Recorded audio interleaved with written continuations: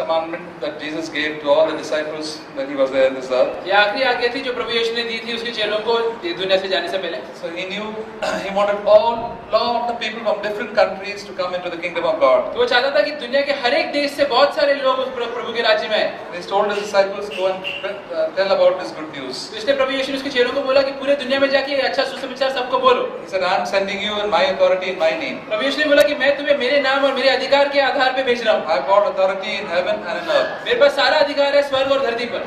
That's why you go and preach the gospel. और इसलिए जाके मेरे नाम और मेरे सुसमाचार का प्रचार करो। And make disciples. और चेले बनाओ। What is the meaning of disciple? चेले का मतलब क्या होता है? A copy of the master. Copy duplicate जो like Jesus. प्रभु यीशु का जैसे। Disciples of whom? Disciples of Jesus Christ. चेला किसका? प्रभु यीशु का चेला।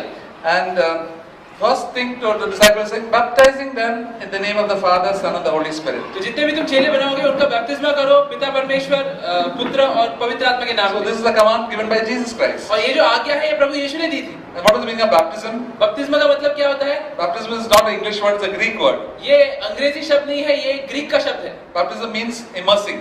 बपतिस्मा का मतलब होता है डुबोना। As you say, take a piece of cloth and dip it in the water. That is known as baptizing that cloth in the water. तो अगर सोचो मैंने कोई कपड़े को लिया और उसको पानी में डुबाया तो ऐसा मैं बोल रहा हूँ कि मैंने वो कपड़े को बैप्टाइज करो। The meaning of the baptism is that the person, old person, dies and the new person is coming to living for God. और उसका अर्थ ये है कि जो पुराना व्यक्ति है वो अंदर जाके मर रहा है और जो नया व्यक्ति बाहर आ रहा है वो प्रभु यीशु के लिए जिएगा। We have to baptize people in the name of the Father, the Son, and the Holy Spirit. हम लोग को लोगों का बपतिस्मा पिता परमेश्वर पुत्र और पवित्र आत्मा के नाम से करना है। God is three and in one. परमेश्वर तीन है लेकिन एक है। So that's why he said, baptize them in the name of the Father, Son, and the Holy Spirit. और इसलिए वहाँ पे लिखा है कि बपतिस्मा करो पिता परमेश्वर पुत्र और पवित्र आत्मा के नाम से। And teaching them all that I have commanded you. और उनको सारी चीजें सिखाओ जो मैंने तुम्हें बोला है। All the commandments that Jesus given in Matthew chapter 5, 6, 7, all the commandments teach everybody. Bible में जितने भी प्रभु यीशु की आज्ञाएं थी सारी चीज हमें सिखाना है।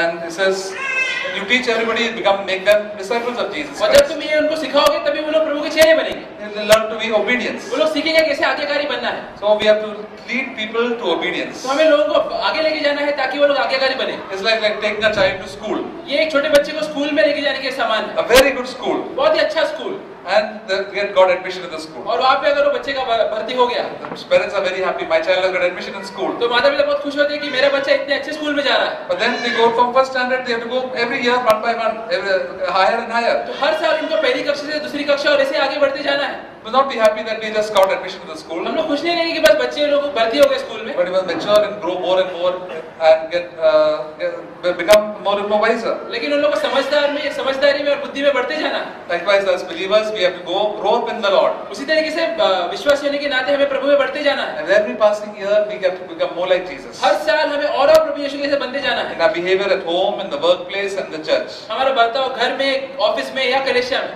And God will change us. और प्रभु हमें बदलेगा।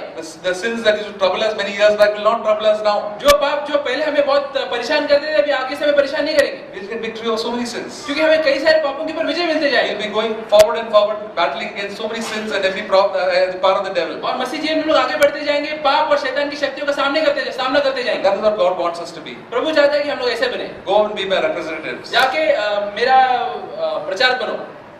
Representative. That is क्या बोला representative? अधिकार? Ambassadors. Ambassador के लिए बोलते हैं? हाँ, राजदूत। जो अपना ambassador होता है ना? We have to be the ambassadors of Jesus Christ wherever we go. तो हम लोग जहाँ कहीं भी जाए वहाँ पे हमको प्रभु यीशु का राजदूत बनना है। So we are working in the office. You have to be an ambassador for Jesus Christ. तो अगर ऑफिस में काम कर रहा हूँ वहाँ पे मुझे प्रभु यीशु का राजदूत बनना है। And there are people whom you know. We have to tell them of the Lord.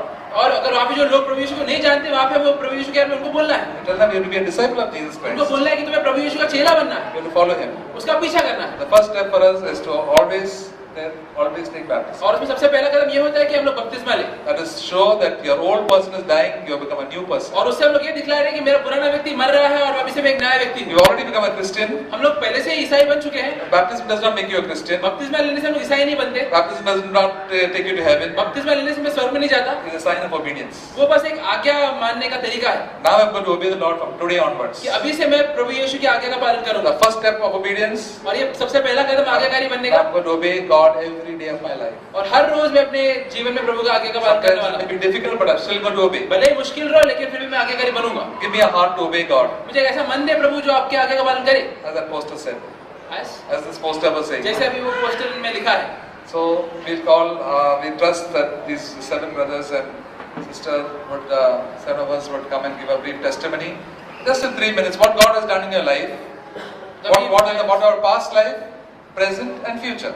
भाई लोगों की गवाही देंगे जो लोग बपतिस्मा ले रहे हैं कि कैसा तुम्हारा जीवन था पहले, अभी और आगे तुम लोग क्या आशा रख रहे हो। Yeah, that's a simple thing. In 3 minutes you can just finish it up. बस 2 या 3 मिनट में तुम्हें खत्म करना है तुम्हारा I know गवाही। all of you are trusted the Lord.